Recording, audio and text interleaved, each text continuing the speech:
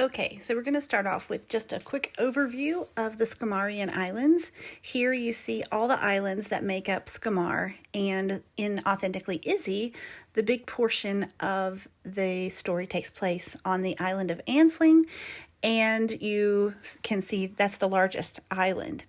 So, and a lot of the story, as you know, takes place in Mount Airy, but when we're on Skymar, it takes place in Skern, which is right there, you can see.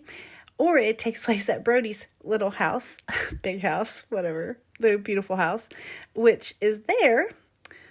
You also get a hint at Port Quinnic in Izzy's story.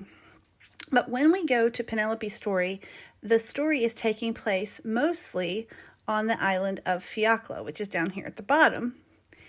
And there's a close-up of Fiacla. So we're going to talk a little bit about some sites you would see in the book, Positively Penelope.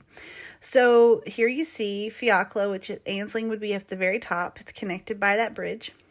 And we go down here, and the first place you really get to see is the cottage where Penelope is going to be staying.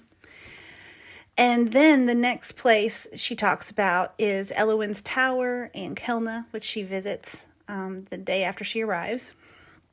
And then she also goes to Mulcaster, which is the main place where the theater is and where she works every day and where a lot of the stuff happens in the story. And then you have her visiting the Grey House, which there you see it as well.